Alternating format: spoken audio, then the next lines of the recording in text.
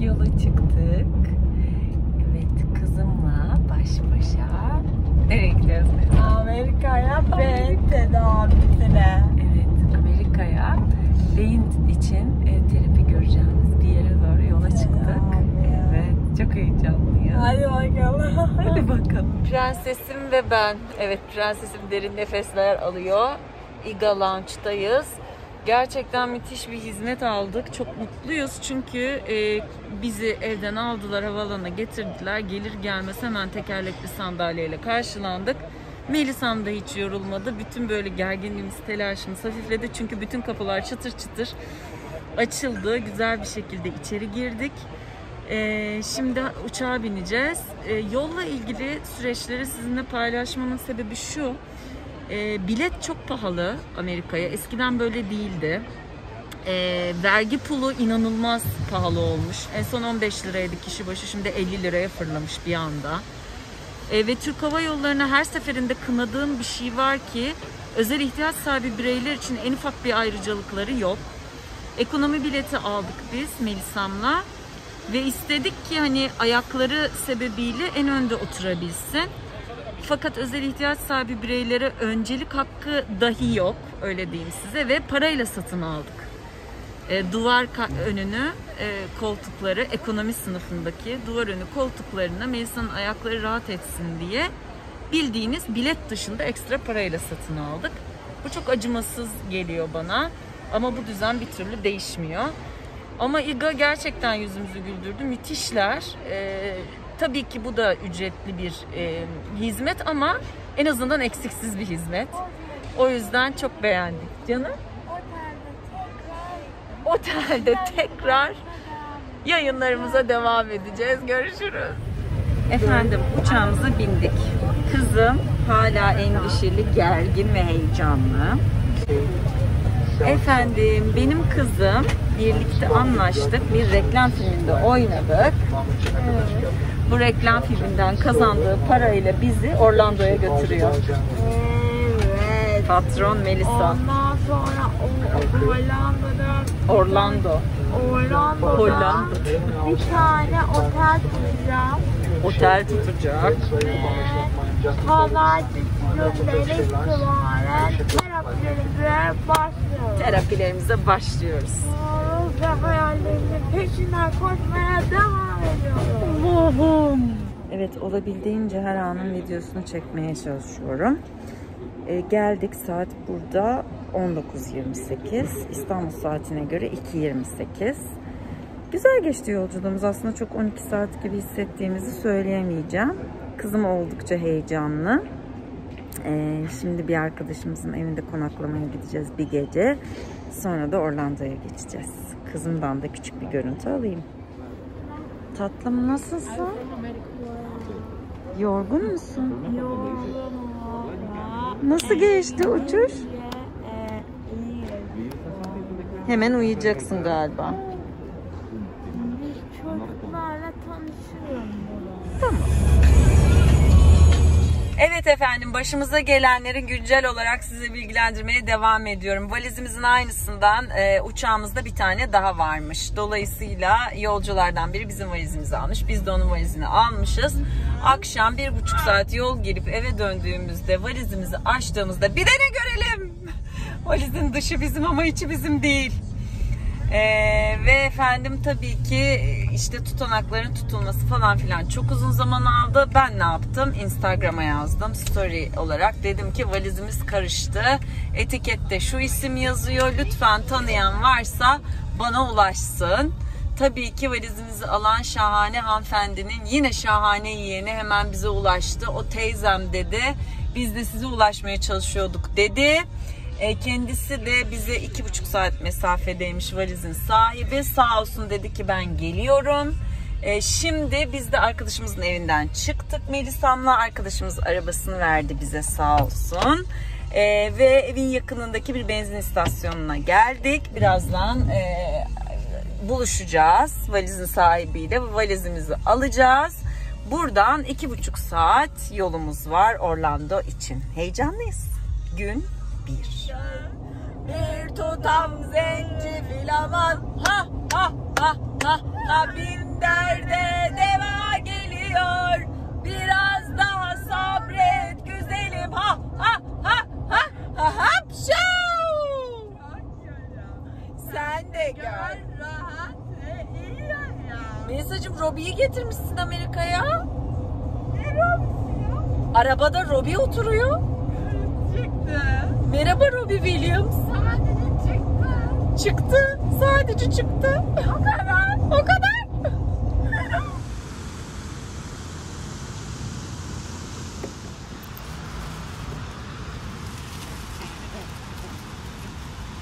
Melisa, sofrada misafirimiz var. Baksana. Oh, bir kişi daha geldi. Merhaba. Mavi gözlüler ya. Çok tatlı. Oy. Evet. Otelin kahvaltı bölümündeyiz. Benim güzel kızım. Evet. Heyecanlıyım hem gerginim çünkü beyin tedavisine gideceğiz ve ikimiz de orada neler olacağını bilmiyoruz. Eğer iyi gelirse en azından cumartesiye kadar oraya gideceğiz. Evet, heyecanlıyız, meraklıyız. Sabah 5.30'da kalktık buranın saatiyle. Ama aslında tabii ki İstanbul saatiyle öğlen 12. Ama zorladık 7'ye kadar kendimizi tuttuk. Karanlıkta böyle gözümüz kapalı. Sonra 7'de kalktık, güne hazırlandık. Otelimiz hastanenin anlaşmalı olduğu otellerden biriydi. Merkeze 4 dakika mesafede. İşte dün bir mail geldi. İşte pazartesi günü saat 9.30'da sizi bekliyoruz ama her gün 9.30 değil. Yani sadece pazartesi günü için geçerli dediler. Benim kızım heyecanlı, ona iPad'ini vereyim, o biraz takılsın, ben anlatayım size. Evet efendim, 4 dakika mesafe olduğu için öyle çok büyük telaşlarımız yok. Perişan halde. O kadar yorgunum ve jetlag vaziyetteyim ki. Onun dışında evet biraz heyecanlıyız, gerginiz ama iyiyiz. En azından denemiş olmak istiyoruz açıkçası. Buradan çıkınca Melisa'ya söz verdim, ilk gün Disneyland'e gideceğiz. Orlando'yu hiç bilmiyorum ama otele 50 dakika mesafedeymiş Disneyland. 2'den sonra da giriş yapabiliyormuşsunuz. Hatta daha uygun ücretle giriş yapabiliyorsunuz ama dün akşam internetten baktım. 2'den sonra sadece bir alanı gezmek isterseniz 2 kişi $250.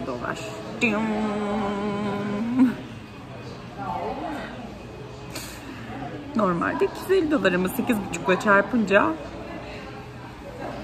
neyse değer, ne yapalım. Kim için çalışıyoruz? Tabii bu kim için? Çocuklar için çalışıyoruz. Lafını da hiç sevmem aslında. Kendimiz için çalışıyor olmamız gerekiyor. Melisa iPad'de bir şeyler izliyor ve sesi giriyor olabilir videoya. Biraz kıstım. Böyle durumlar. Çantalarımız yanımızda. Böyle bir buz çantası. Amerika'ya geldiğinizde mutlaka yanınızda olmazsa olmaz. Bu da benim böyle bana şöyle yapayım da yazıyı tam görün. Enerji veren çanta, hepsini bunun içine koyduk eşyalarımızın. Buzdolabı, yani daha doğrusu içine buz doldurduğunuz bu piknik çantasında böyle bir şeyler yaptık. Böyle meyveler, vitaminlerimiz, sular, ekmek, biraz peynir. Acıktıkça en azından yanımızda olsun diye. Sularımız, kahvelerimiz hazır. Biz hazırız. İlk gün yola çıkıyoruz. Buyurun Melisa Hanım. Hadi bakalım. İnşallah hayalimi gerçekleştirmeye yardımcı. Sevgiler, saygılar, bol şans diliyoruz kendimize. Evet.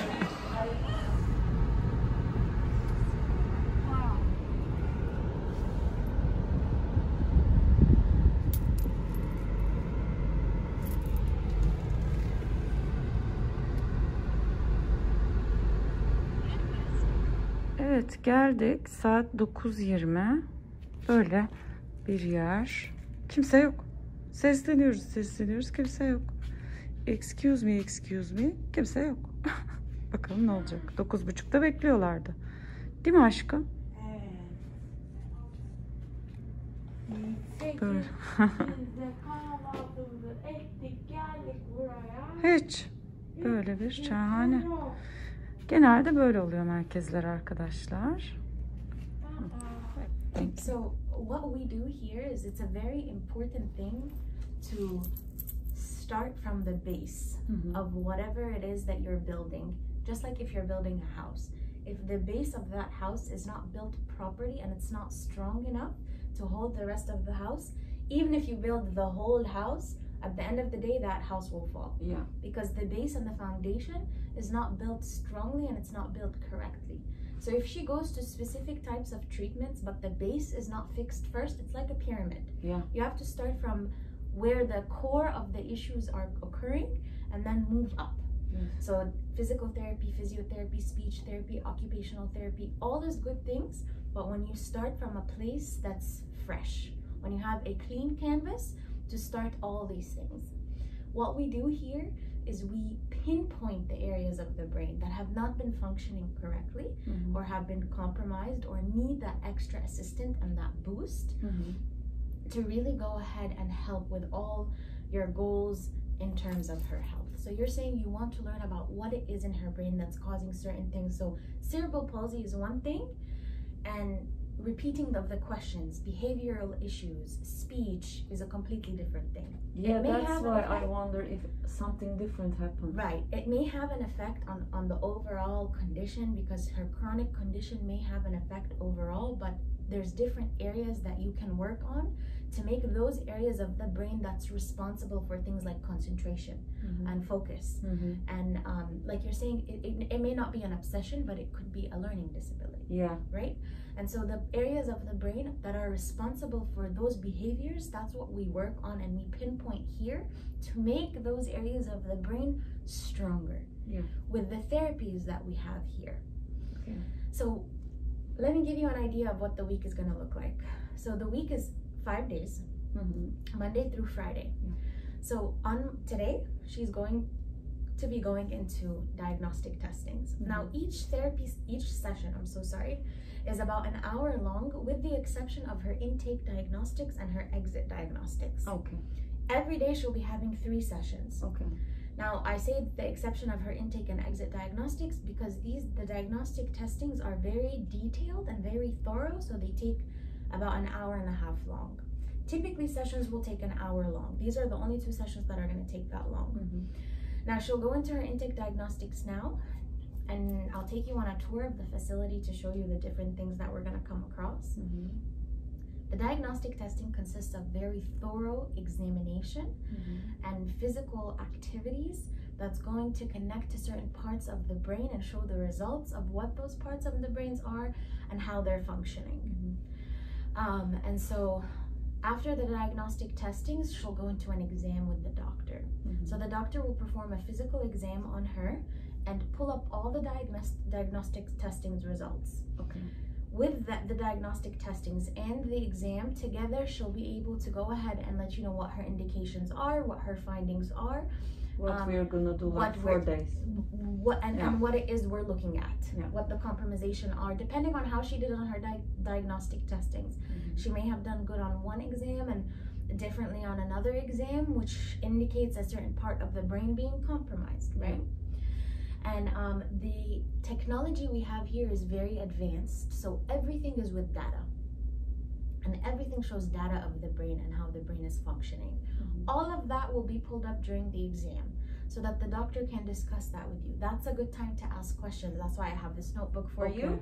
If you want to take some notes, if you want to write down questions or just write down what the doctor is saying, completely up to you. And so at that point, the doctor will also customize a treatment plan for her. And so she'll know what she'll be doing for the most part until Wednesday morning. Because on Wednesday morning, they're going to reevaluate her to track her progress, see if any changes have occurred, and possibly tweak the therapies if they find that necessary. Till the end of Wednesday, we're going to do only 1 day practice. Is it okay to learn what we do to the brain? I'm sorry, 1 day? Yes. Okay. So, she'll start her very first treatment session today. And then tomorrow, she'll have 3 treatment sessions. Neuroplasticity is so intense and so strong that overnight the brain will experience changes from one night. So between now and Wednesday morning, the data could be different and could change. Okay. Depending on what goals. Of course. And exactly. But we're gonna exactly know on Wednesday morning if we're doing the right thing or we're gonna change. What changes have occurred, okay. Right? And if all goes well, we'll continue with the treatment sessions. The doctors may or may not edit the treatment plan. And then on Thursday, you'll have strictly therapy sessions. On Friday, you'll have exit diagnostics and exit exam, similar to today. But the point of it is so that you can compare day 1 from day 5 and really see what the differences are, what your changes have been. And then she'll have her very last therapy session at the end of the day on Friday. A portion of that treatment session is going to be used to train you and her on her at-home treatment plan. Yeah. So there's a 6 months at-home treatment plan that the doctor is going to build for you guys, so that when you go back to Turkey, you can continue to push her to her goals and she can continue to make any progress and achievement that she's had here. Okay. Thank you. Of course. Hi, Kareem. Hi, how's it going? This is Melisa. Hey, Okay, so we're gonna go on a tour first. Yes. And then we're going Nice to meet you. nice to meet you. Okay. Hadi bakalım. All right, let's go. Şimdi tura çıkıyoruz. Kerim Melisa'dan şey olacak, sorumlu olacak. Heyecandan konuşamıyorum. Melisa da konuşamıyor. So you're welcome to go into this Diagnostic room. one. This is our first diagnostic suite.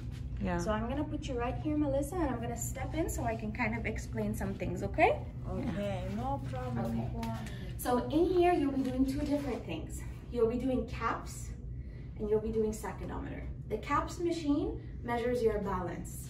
So there's 2 different plates on the CAPS machine. There's a soft surface and there's a hard surface. Yeah. And this is something that the doctor can examine her for while she's doing exam. If the doctor finds her to be a candidate for hyperbaric, she'll go ahead and recommend this out to her. It is an additional service. Yeah. So if she's cleared for hyperbaric, this is our second diagnostic suite. There's currently a patient in there, but what we do in there is something called video oculography. And it's an exercise that's done in the dark. So it's using, we're actually gonna go into this treatment suite. I'm so sorry, Melissa. Okay. Okay, so in there, they use these big VR glasses. I saw in your internet site. Yes, and it has built-in cameras. So that exercise is done in the dark. Okay, so while she's in the dark, they have her follow a target on the screen with those goggles on. The built-in cameras is going to record her eye movements very closely. And then that's going to be a good indication for the doctor of how she's processing and perceiving her environment. So when she goes into the exam, that recording is going to be pulled up on a big screen TV so you can watch it as well. Oh my god, okay. And so that you can really kind of determine what her concentration level is like and what the indications are in terms of how her brain is functioning. Bütün terapilerini çoğunlukla burada yapacakmış. Burada bir yatak var. So in there, we have different types of treatments that will be done in here.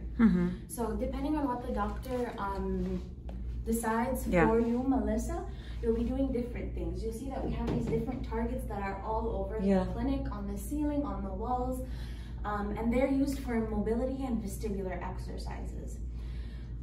We have light therapy. Noktalar var her yerde. We have Işık light terapisi. therapy. Yeah.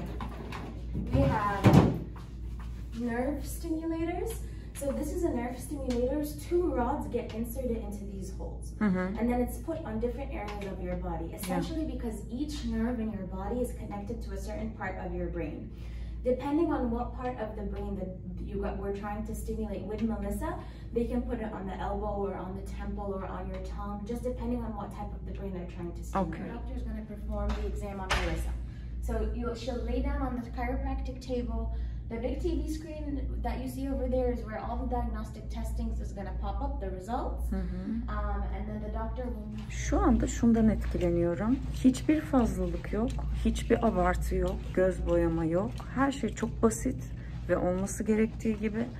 Ve her odada ihtiyaç olan şey dışında başka hiçbir şey yok. This is the neurosensory room. Neurosensory room. Neurosensory. Wow. So the treatment session is going to be 1 hour long. Yeah. The first half of the treatment session is going to be in the room that we just were in. The second half is going to be between this room and another room that I will show you. Okay. Here you'll be doing things like D2 and NSI. Both these activities are brain stimulating activities.